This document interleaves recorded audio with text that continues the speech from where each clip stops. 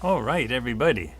So now we're checking to make sure all the numbers are okay and if you can hear me, if the audio is good.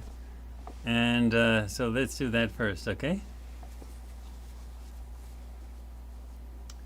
Okay, so let's just, I got to hear from you guys in the chat to tell me that the audio is all right.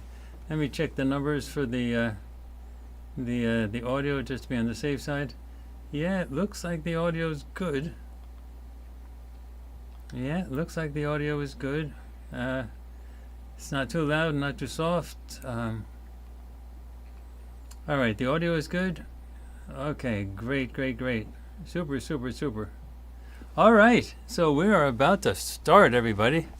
All right, if you are ready, I am ready, and we will do a 5, 4, 3, 2, 1. Hello, everyone. Welcome to the first Spotlight in April 2026. Yes, and time is flying. I hope everybody's watching the news. I can't emphasize this enough. Now, I get my news from some Telegram channels that are much more accurate in terms of what's actually happening, but the whole war in Iran is falling apart, and there's good evidence to believe that stuff is going to be happening in Europe. Huge. And eventually Asia. And Taiwan is probably going to be wrapped up into all of this. So you have to sort of see the movie sort of roll out as it's going. But anyway, this is what we've been talking about and giving you explicit predictions for, blow by blow, the entire thing for the last couple years. We told you exactly what's going to happen, and now it's happening. You can find a lot of it in our deep news projects. Anyway, so we've got some really exciting stuff heading your way. So keep tuned because we're pushing the midnight hour in terms of getting things ready. We have a much higher level of video production now than we used to have. And it was always great. But now it's beyond Hollywood.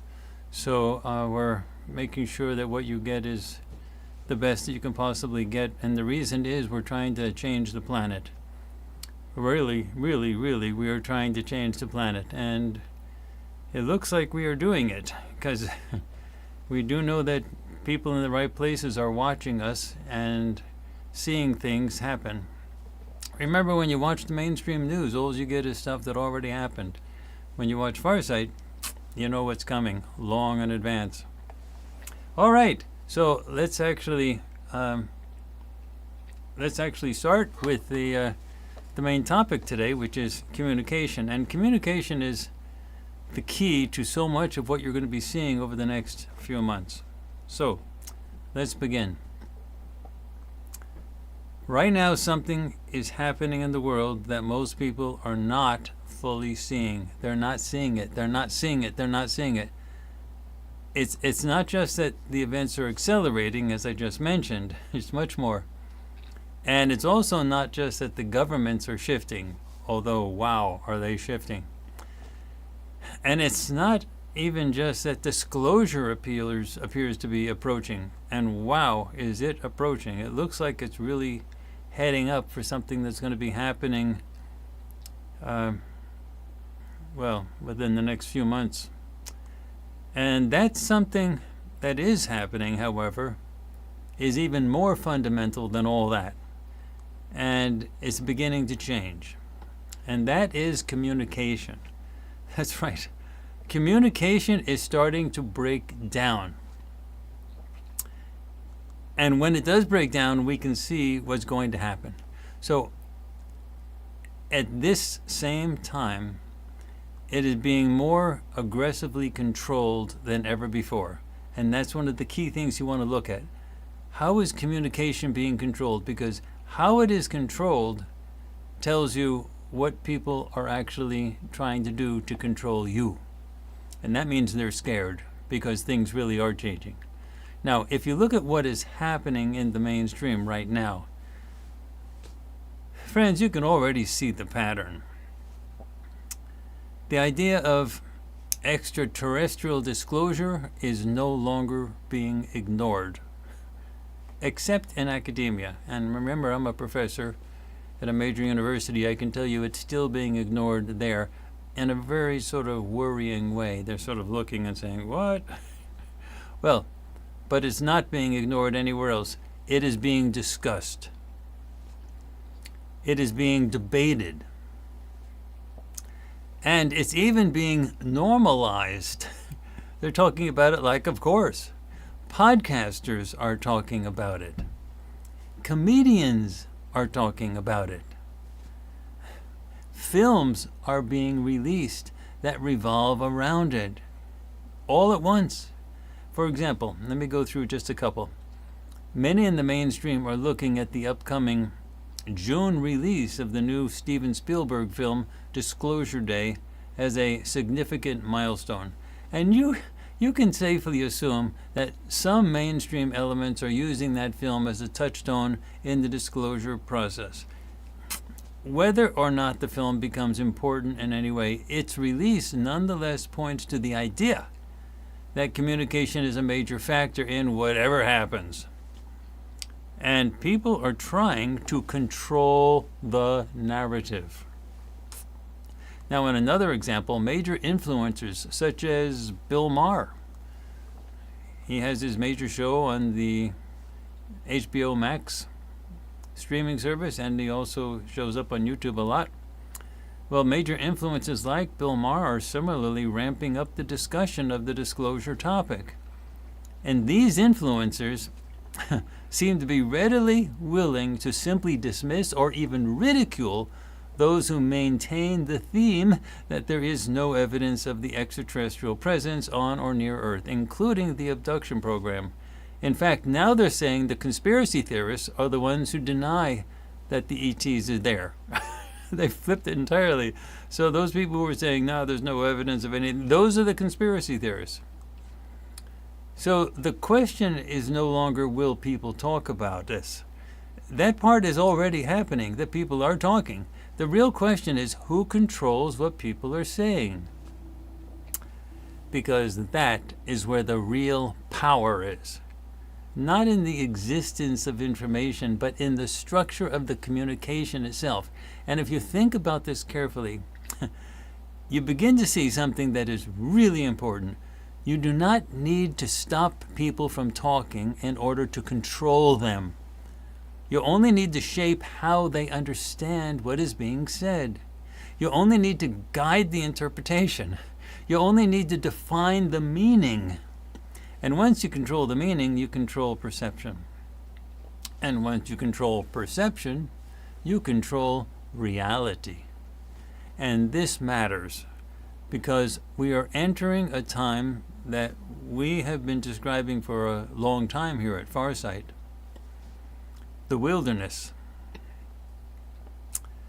This is a period where institutions weaken, where structures begin to fail, where the systems that once held everything together no longer function in the same way. And as that happens, communication does not simply continue as it was. It fragments, it destabilizes, it becomes inconsistent. And in that environment, something very specific begins to happen. People stop understanding each other, even when they are using the same words. And when that happens, something even more dangerous follows. They stop trusting each other. And when trust disappears, what replaces it is not cooperation. It is tension. It's fear. And very quickly, it becomes conflict. So before we go any further, we need to ask a very basic question. What actually happens to a civilization when communication itself begins to fail? We're not talking about what happens between one person and another person when they can't talk to each other anymore. We're talking about what happens to an entire civilization when communication begins to fail. Now, one very interesting approach to the idea of communication as we are approaching it today is with the science fiction short story Speech Sounds by Octavia E. Butler, published in 1983. She's one of my favorite science fiction writers, Octavia E. Butler. Again, in 1983, she published Speech Sounds. Now, this story takes place in a near-future Los Angeles after a devastating disease has spread through the population. Now, the disease does something very specific. It destroys people's ability to use language. Some people lose their ability to speak. Others lose their ability to read and write. And some lose comprehension entirely. As a result, society collapses. Communication breaks down. Violence becomes common. Trust disappears. Government and institutions no longer function. Now, let me tell you a little bit about the story. The story follows a woman named Rye. Now, she can still speak, but she has lost the ability to read and write. She was once an educated person, a teacher, and she's traveling through a very dangerous world trying to reach surviving family members. Because language is broken, simple misunderstandings turned into violence. People rely on gestures instead of speech, and fights erupt easily because no one can explain anything. Social order has completely collapsed. Now, at the beginning of the story, a fight breaks out on a bus simply because people cannot communicate clearly.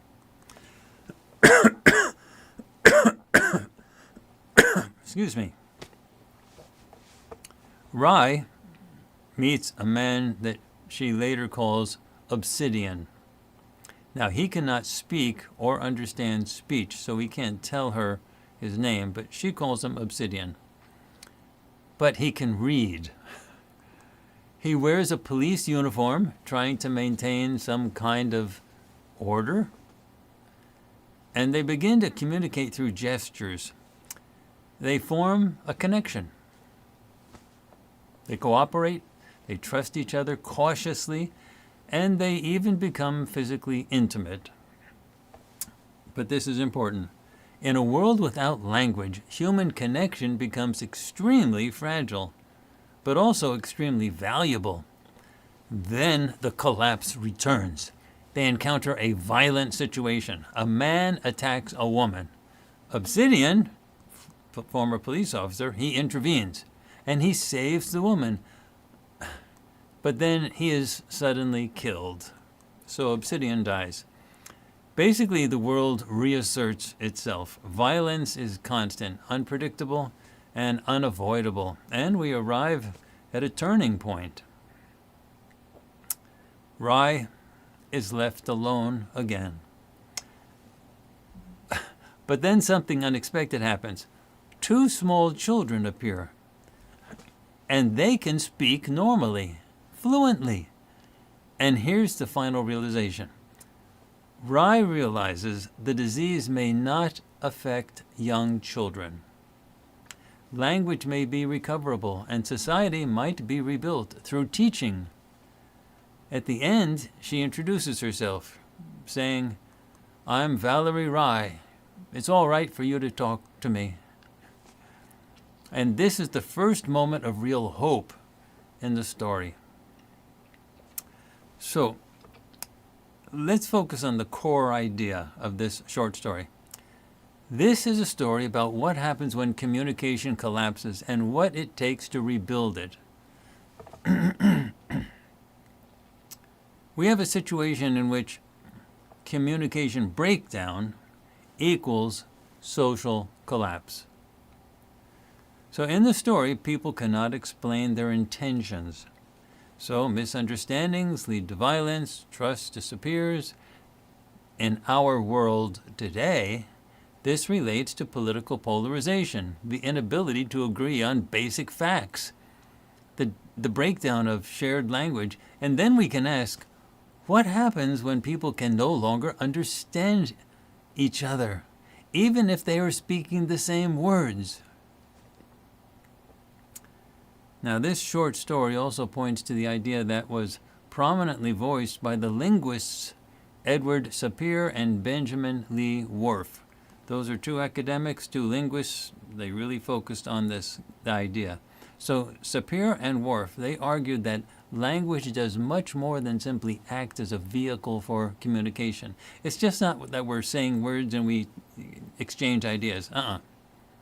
Rather, it fundamentally structures the entire cognitive process, resulting in great differences in how different populations see reality and the world. So people interpret the world and their experiences in the world through a filter of their languages. Now, language is like a lens, and it structures what people are able to see and experience. Now, with regard to Octavia Butler's short story, Speech Sounds, language shapes reality, and without language, thinking itself becomes limited. People lose complexity of thought. Now, hold on to that idea. They lose complexity of thought. They become reactive. They become more violent. Now let's connect that to what you see in the world today. Everywhere you see and hear simplified political messaging. Slogans replace arguments. And algorithm-driven communication dominates everything. And it is legitimate to ask if we are losing complexity in how we think because of how we communicate. Now let us pivot to the idea of the wilderness, when our institutions become more fragile, before they break entirely, because that's where we are right now. That's where we are. It's before they break entirely, but we're entering the wilderness. Now in the short story, the police exist only as individuals. Government is gone. Law is personal, not institutional. And now in our world today, we see that there is declining trust in institutions. Do you really trust any institutions? Congress, the Supreme Court, the presidency? Anything. We see a privatization of security. We see the major billionaires buying underground bunkers all over the place.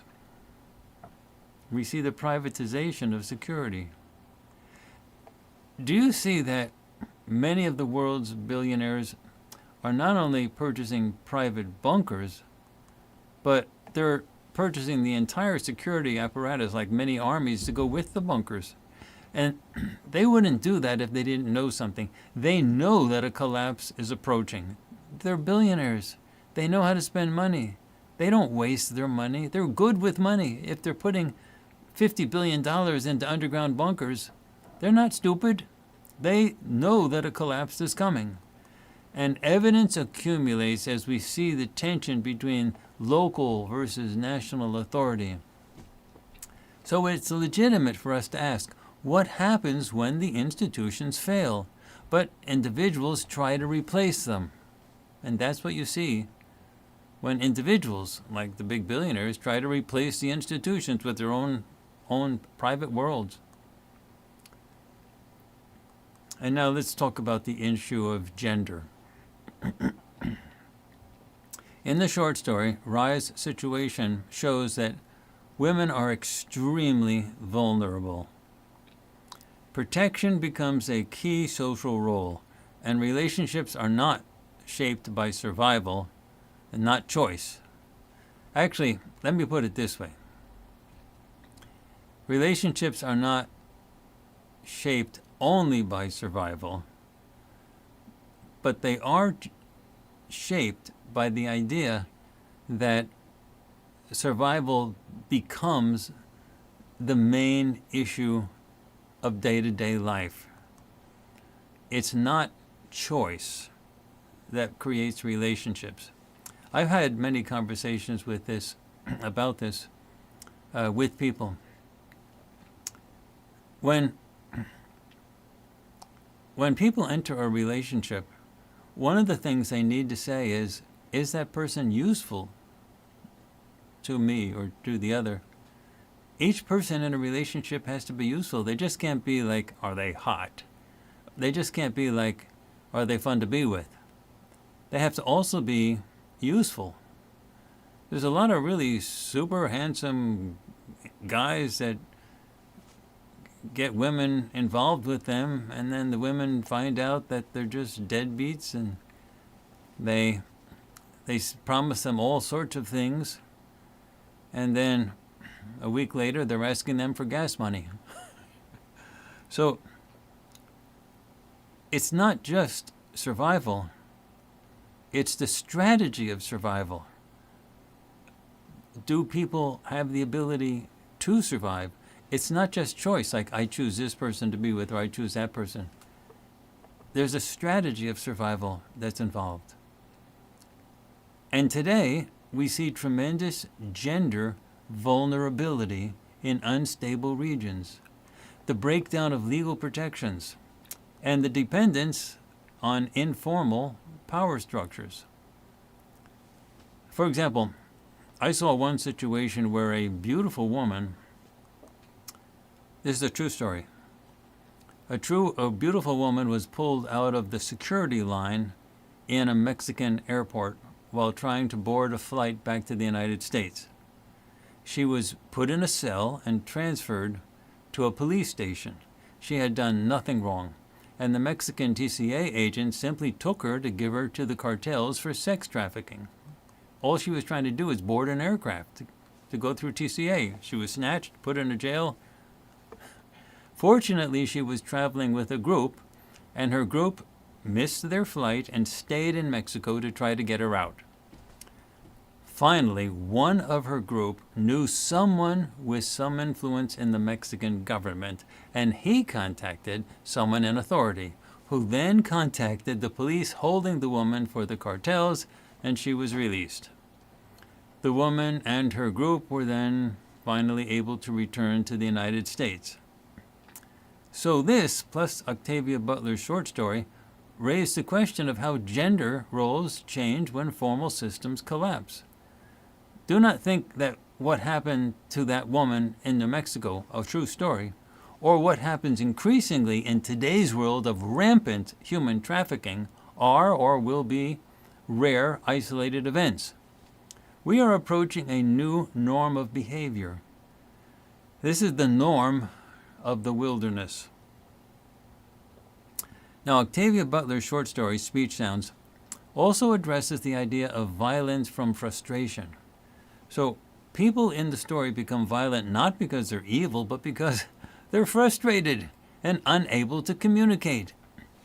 And in today's world, we increasingly see evidence of this absolutely everywhere. You've all seen it. We see road rage, online hostility, and political anger. So let's ask the question, how much of modern conflict comes from miscommunication rather than disagreement? Does everyone understand what I just said? How much of modern conflict comes from miscommunication rather than disagreement? Because most people think about conflict coming from disagreement, but maybe it's miscommunication. How much of the conflict is a result of the miscommunication? But Speech Sounds, the short story by Octavia Butler, is not a short story with just one dystopian perspective. There's also the hope of revival. Remember how the story ends. Hope through education. In the end of the story, we see that the children can speak, and this is crucial because Octavia Butler is telling us that there is always the possibility of rebuilding society. She points to the central role of teaching and the importance of passing on knowledge. So despite the impending collapse, there will still be a central role for education systems to adapt to the new reality. And there will always be the need of literacy, including media literacy, and essentially AI, and learning within the context of AI. So let's all ask this next question. Is education the only real way to rebuild a fractured society? I may be a college professor, but I don't know the answer to this question. we see a huge diversification of knowledge venues these days. And the traditional academy, the academy means all college and university systems.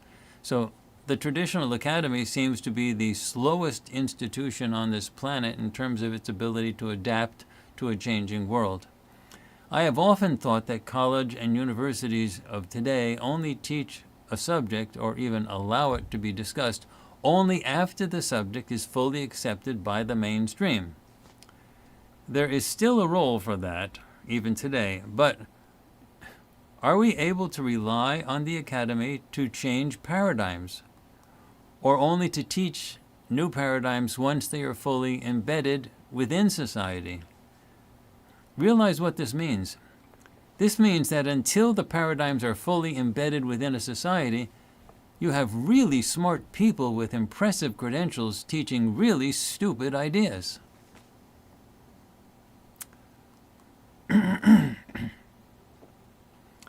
Now, does that lack of intellectual flexibility fatally inhibit the role of education in restoring a society after a collapse?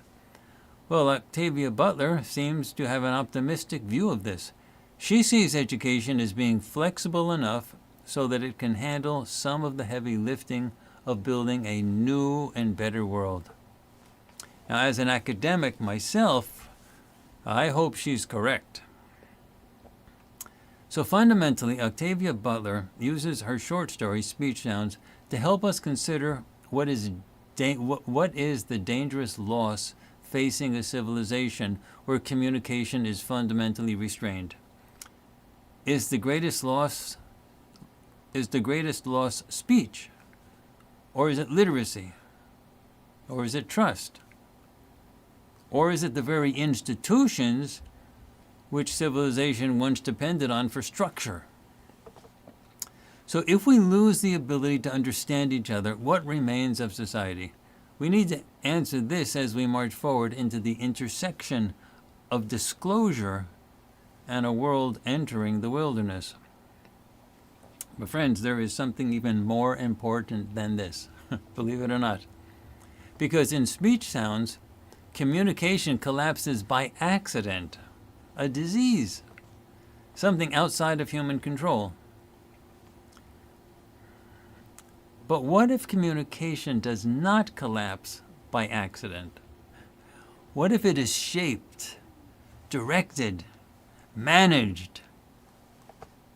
Because if you think about what we have just seen, you begin to understand something really important. You do not need to destroy language in order to break a society. You only need to distort it. You only need to fragment it. You only need to make sure that people are using the same words but meaning different things. Because once that happens, the result is the same: misunderstanding, a loss of trust, and eventually you get conflict. Friends, now let's look carefully at the world around you.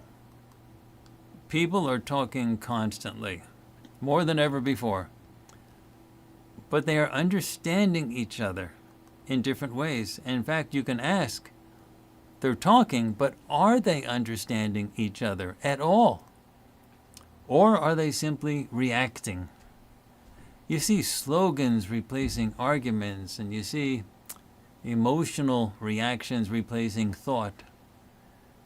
You see entire groups of people using the same words like freedom, truth, democracy, security, but attaching completely different meanings to those words. And when that happens, communication has not disappeared, but it has broken. It has broken in exactly the same way. And this is where we need to understand something even deeper. Language is not just a tool that we use to describe reality. It is the actual structure that determines what we are able to perceive as reality. And if you change the language, you change the perception. And if you change the perception, you change what people believe is real. And if you can do that, You do not need to control people directly. You control the reality they think they are living in. Think of the power that puts in some people. So let's take this one step further, because everything we have just talked about has been focused on communication among humans. And even in that limited context, we are already seeing how fragile communication really is, how easily it breaks, how easily it's distorted, how quickly misunderstanding turns into conflicts that we see in our world today. So now we need to ask a much more difficult question. What happens when the beings we are trying to communicate with are not human? Because this is where the issue of disclosure becomes far more complicated than most people realize. It is not simply a matter of, are extraterrestrials here? Or even, will governments admit that they are here? The real issue is this. How do you communicate across entirely different forms of consciousness? Because if human language already struggles to carry meaning accurately, what happens when the beings involved do not share the same biology, the same sensory systems, the same cognitive structures, or even the same assumptions about reality itself? Now think about that carefully. When two humans speak, they are already operating within the same general framework. And this is what they share. They share a common evolutionary background and a common sensory experience, a common structure of language, and even with all of that, misunderstanding is constant.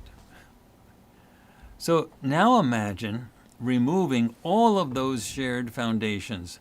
No shared language, no shared history, no shared assumptions. And yet communication is still required. Because if extraterrestrials are here, and if interaction is happening, then communication is already occurring in some form. And this is where we begin to understand something that is really important. Communication is not limited to words. It has never been limited to words. Words only have one layer of meaning, a very imperfect layer. But beneath the words, there is intention, what the person wants to say, what they want to communicate. And there is also perception, what people are perceiving. And there is also direct experience.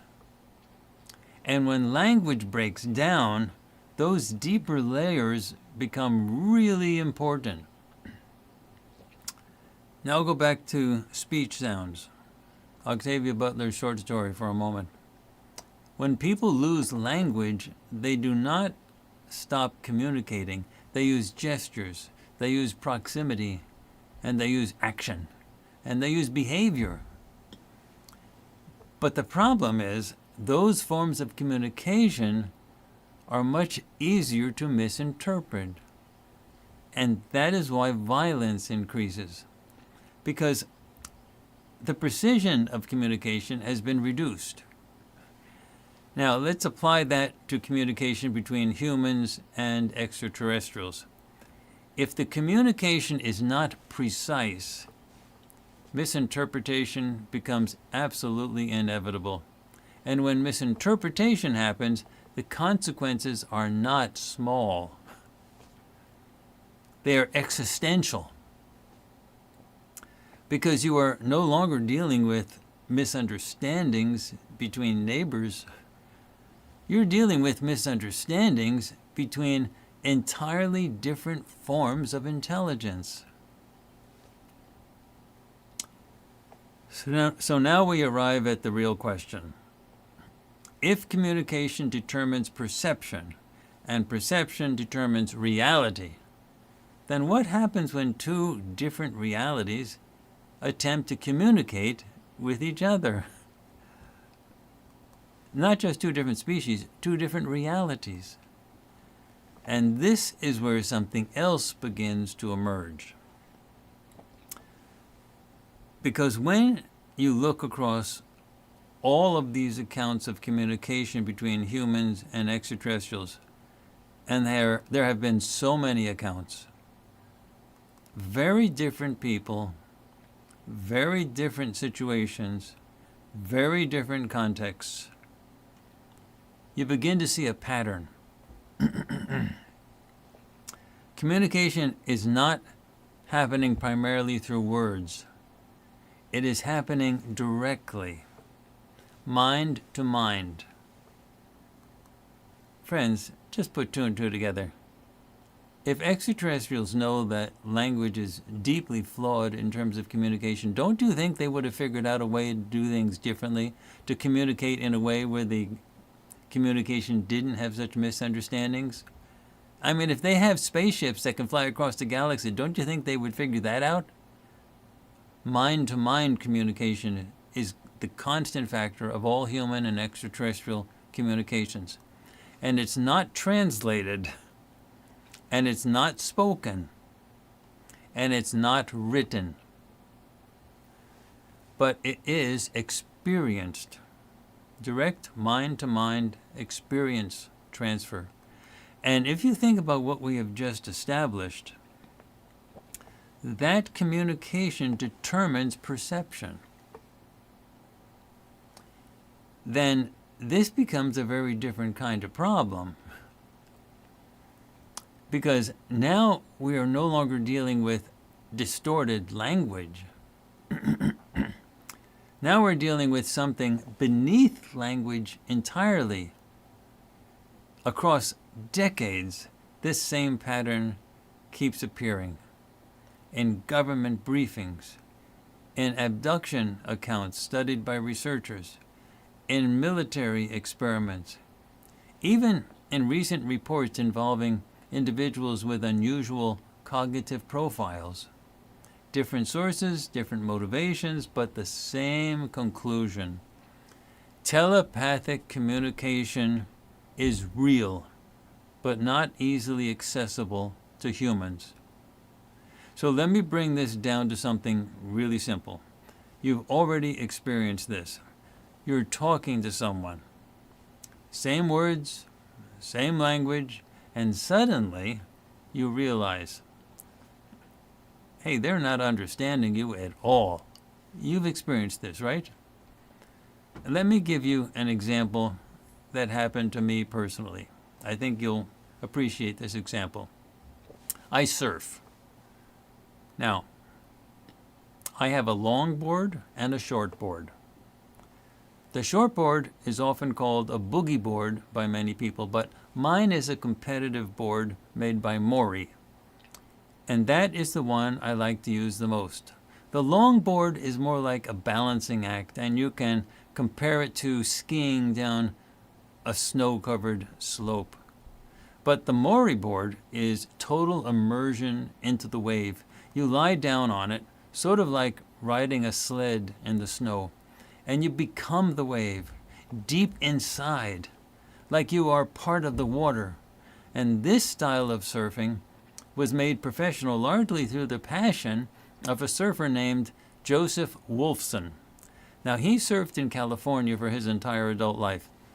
He was the one who perfected the so-called 360, which is spinning around in a circle while riding a big wave on one of those boards. Now, others could do that, but he managed to do it while sitting on the board rather than lying down, which was a new feat. Now, he died at 50 years old in the year 2000, before the time of small waterproof digital cameras, so there are very few video records of him surfing. But his legend lives on among the surfing community. He had a passion for life that seemed eternal, a kid who never grew up. Well, one day when I was surfing with my Maury board, I saw this incredibly beautiful woman staring at me from the beach. Now, I was riding a wave at the time, and I guess I got distracted. My only thought was that I should impress her, and I thought for a split second of Joseph Wolfson. So I attempted a quick 360, knowing that it would at least create a conversation with her once I got back to the beach. So I made my move, and I guess I got my wires crossed. I didn't do a 360. Instead, I purled. And that is when the nose of the board goes down, and I flipped over head first. Well, in a few moments, my head bobbed up, and I saw her laughing on the beach. She was even calling to one of her friends and pointing her finger in my direction. Basically, things did not go as planned, and I was certainly not going to start a conversation with a lady who was laughing at me. And under my breath, I said the B word. So, how does this relate to our topic here? Communication?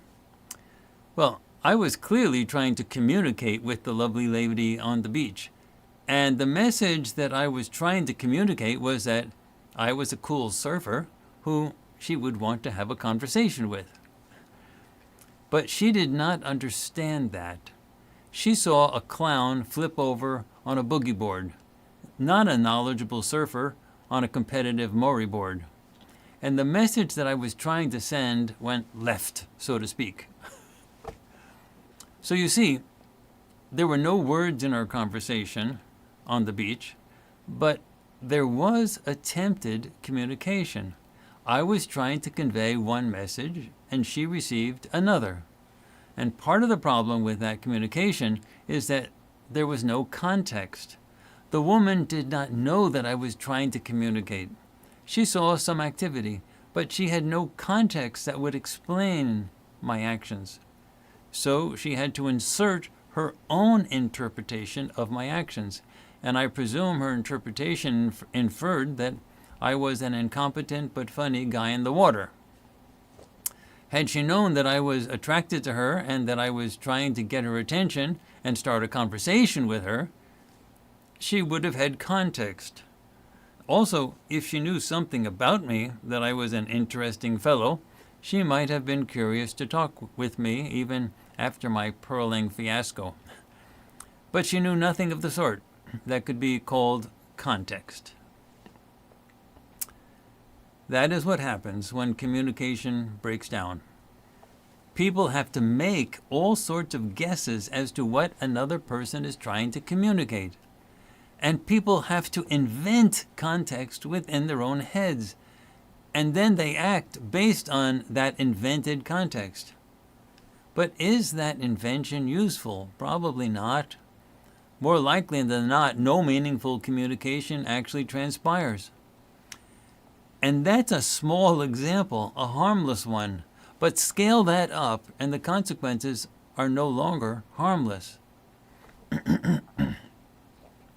Now think of a wartime situation where one side is trying to force another side to surrender in a situation of asymmetric warfare.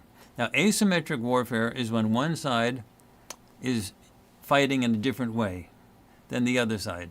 When each side are using very different approaches to fighting, such as a conventional army against a guerrilla resistance movement. And that is what happened during the Vietnam War. In such situations, one side may make a major attack against the other side, but the other side receives the attack differently than the way it was intended by the attacking side. And the result is that there is no surrender, but rather more guerrilla attacks. And then the leaders of the conventional forces ask themselves, what went wrong? Why did the guerrilla forces not get the message that we are the superior force and that they should surrender? Communication. When communication breaks down, each side responds to their own internal map of meaning, and that map really does not have a correct perspective of what the other side is thinking. As I record this spotlight, the world is at war in a variety of places, and the wars seem to be heading in many different escalatory directions at the same time. as the planet enters the wilderness. So you see, when communication breaks down, people stop understanding one another. And in some cases, that means that a guy doesn't get to talk with a hot girl at the beach. And in other cases, people die as wars rage. But the cause is the same. Communication breaks down directly, and its breakdown leads to social collapse. And when that communication breaks down, is there usually a glimmer of understanding? Is there hope that it could all be fixed? Not even close. And you can feel it. The frustration, the tension, the sense that something is being said but not received. Now imagine that, not between two people, but between two entirely different forms of intelligence. And when completely different systems with no connection to each other keep producing the same conclusion, it becomes increasingly difficult to dismiss the pattern itself. And this pattern does not appear in just one place. It appears everywhere you look, once you start looking for it. Across decades, across disciplines, across entirely different types of sources, the same conclusion keeps emerging. In government briefings, for example, there are now public statements from individuals who claim to have been exposed to classified programs involving extraterrestrial contact.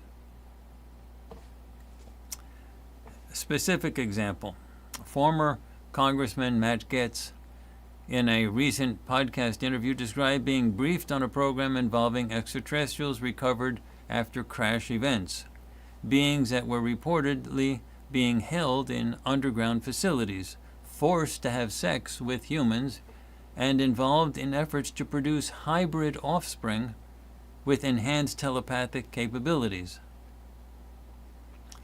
Now, whether you accept every detail of that account or not is not the point. The point is that even within government-related discussions, telepathic communication is being described as central. Now let's move outside of government into academia.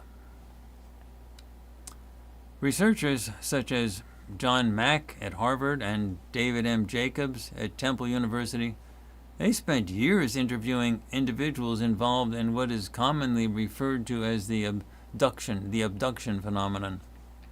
Different people, different locations, different backgrounds, and yet the same theme appears again and again.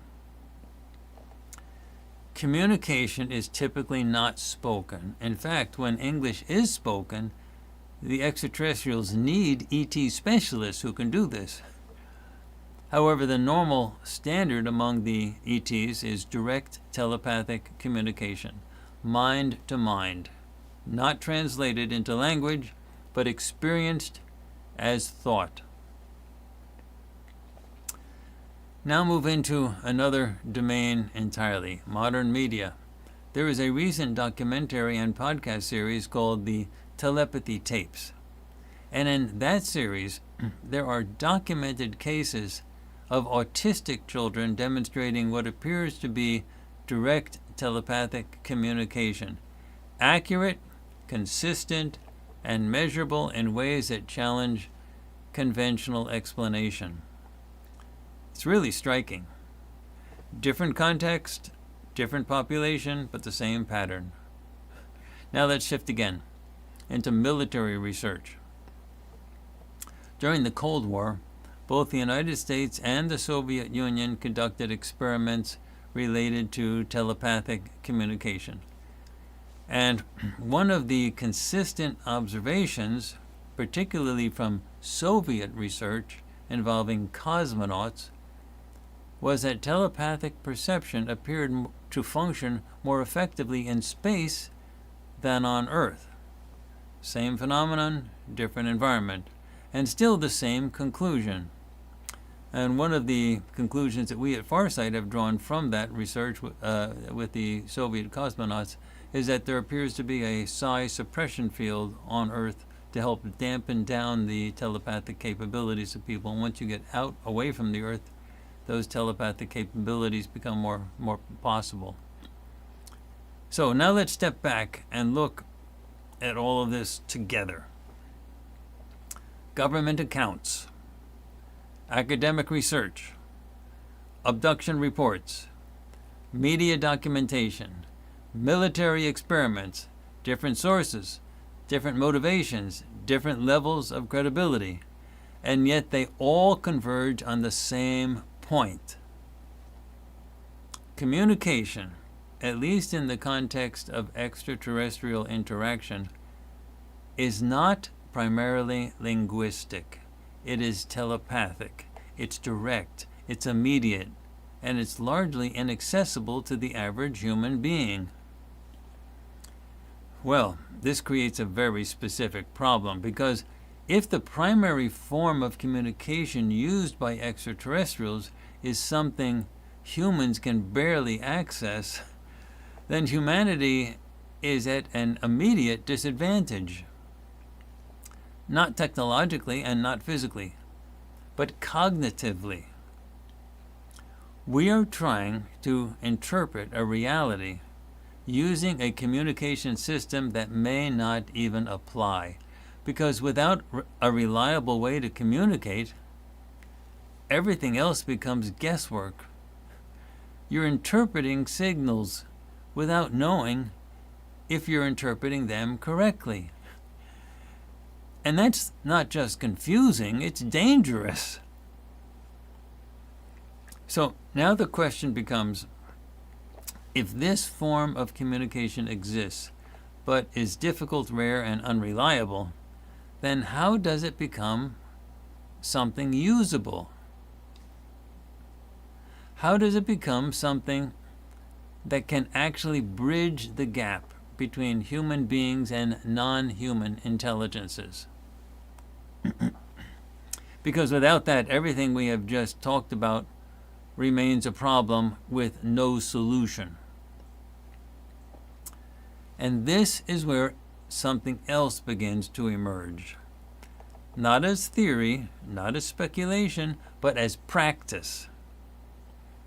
At Farsight, we have been working with remote viewing for decades. Now, most people misunderstand what that is. They think of it as guessing, or imagination, or something vague and uncontrolled. But when done properly, under scientifically controlled conditions, with fully blind targets, with strict protocols, it becomes something very different. It becomes a method, a disciplined process, and over time, something very specific begins to happen. You see, the communication shifts. It stops being verbal. It stops being symbolic. And it begins to move into something more direct.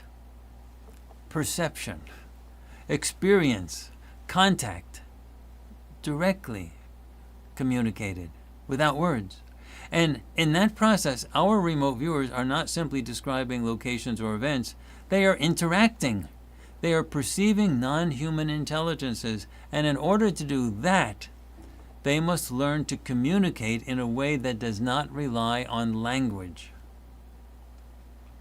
Well, this means that they must learn telepathic communication, not as a sudden ability and not as a gift, but as a skill that is developed session after session, year after year, under conditions where error is constantly corrected and perception is constantly refined.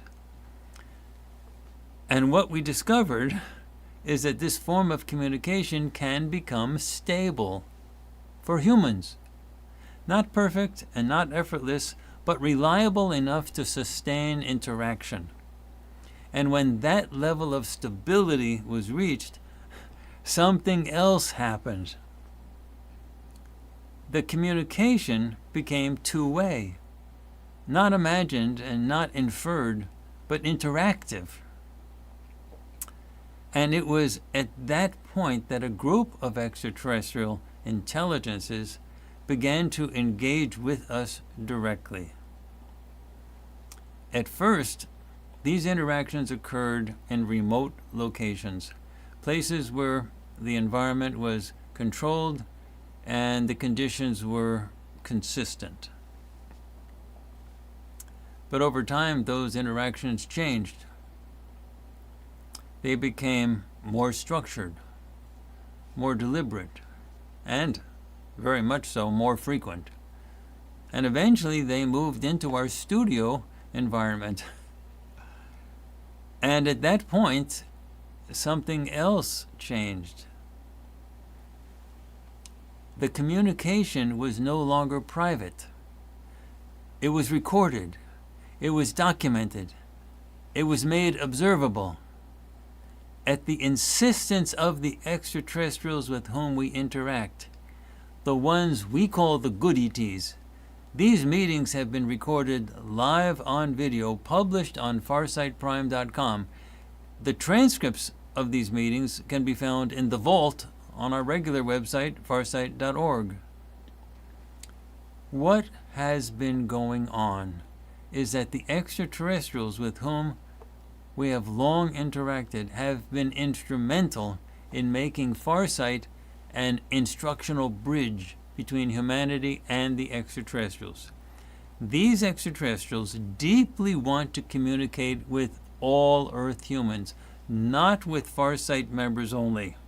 But they want our videos of these communications to help other humans understand how these communications work and how they can conduct telepathic communications themselves. And this is where the role of Farsight becomes clear, because what is happening is not simply communication, it is demonstration. It is showing how communication between humans and extraterrestrials can actually occur. Not through language, but through trained perception, through disciplined telepathic interaction. And again, this matters because the extraterrestrials involved in these interactions are not interested in communicating with a small group of people. They are interested in communicating with humanity, all of humanity. But humanity, as we have just seen, does not yet have a stable communications system that can support that kind of interaction. So, what is happening here is the development of a bridge for you and for everyone, a way of showing how that communication works and how it can be learned. You can learn how to do it by seeing and hearing how it is done. And I must say that we just recently published a new ET board meetings. We publish one every month. And it's on farsightprime.com. If you want to see us do it, it's there for you now. And lots of ET board meetings are there, plus the conversations with Harvey and others. Now, this is not without opposition, because not all extraterrestrial groups are the same, and not all extraterrestrial groups want this type of communication to become widespread. There are competing interests, competing agendas. Some groups support open communication and others actively resist it. And that should not come as a surprise to anyone, because if communication determines perception, and perception determines reality, then control over communication is the most important form of control that exists. And that applies not just to human society, but beyond it as well. So now we need to bring all of this back to something very simple, because it is easy to talk about communication as a large-scale phenomenon. Civilizations, institutions, extraterrestrials. But in the end, communication comes down to something much more personal than that. It comes down to a moment where you are presented with something, and you have to decide what it means. And that moment does not feel like clarity. It does not feel like certainty. It feels like tension. It feels like something does not quite fit. Like something is being said, but not in a way that is easy to understand. And your first instinct is to reject it, to dismiss it, to return to what is familiar, to stay within the boundaries of the communication system you already know. And that instinct is exactly what keeps the system stable. Because as long as people only accept what is easily understood, they remain within the structure that defines their reality. But every once in a while, something breaks through. Not as a clear message, and not as a clear explanation, but as something incomplete, something that requires effort, something that forces you to stop and think. And that is the moment that matters. Because that is the moment where communication stops being passive and becomes active, where you are no longer simply receiving meaning, you are participating in the creation of that meaning. And that is where perception begins to change. Now, think about everything we have just discussed.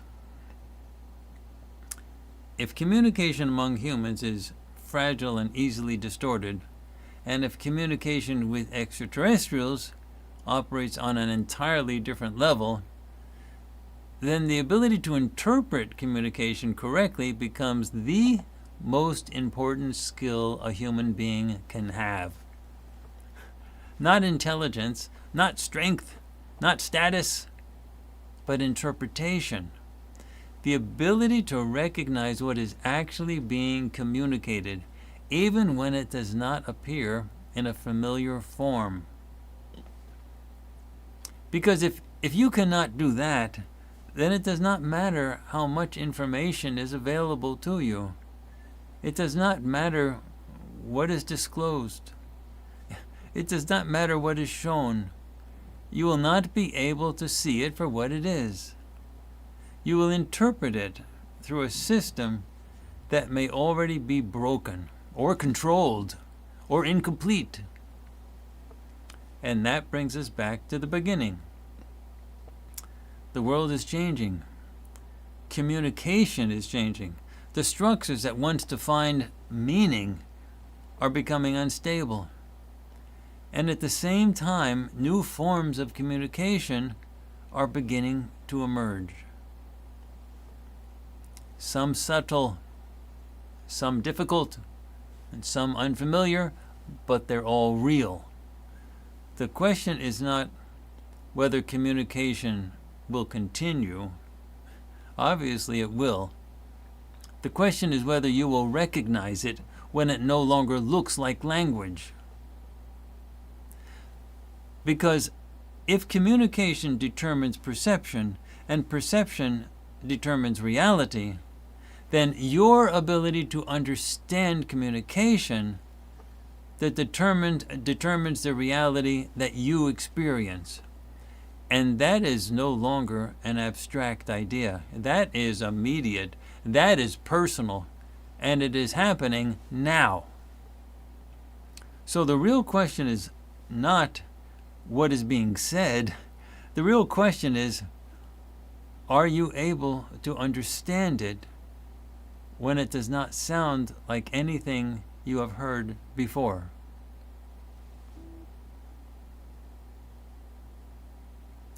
Friends, that's what I wanted to talk with you about today.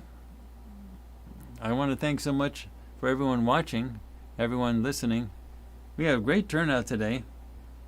And I really want to emphasize that we are working as hard as we can to get as much content as we can out is in as high a quality as possible, and you can find all of it on farsightprime.com. That video library was made for you. We don't consider it a form of leisure entertainment like the major streaming services. We think of it as an essential thing that everyone needs to know, and there's no other form of information of that sort that's available to you anywhere. It's the only one that exists on this planet that we call a prison planet. So it's really important to you, farsightprime.com. And we don't have any information that we're hiding. The transcripts of all of our projects, every single word spoken, is available on our vault on farsight.org. And those transcripts have been written so that they can be ingestible by AIs, your AIs, and investigated, analyzed. Even statistics are embedded so that the AIs know how to measure the accuracy. And the accuracy is right off the scale. It's good. And every single one of those transcripts are involved in projects that were all done under scientifically defensible conditions. Folks, you don't get this anywhere else. Friends, I am really looking forward to each one of these spotlights, and I will be back next week, Sunday, same time, for the next message. And keep following everything we do at Farsight on farsightprime.com, and also remember to sign up to our YouTube channel, Farsight, so that YouTube will notify you of our live streams. Love you, everyone, and I will be seeing you again in just 1 week. See you soon.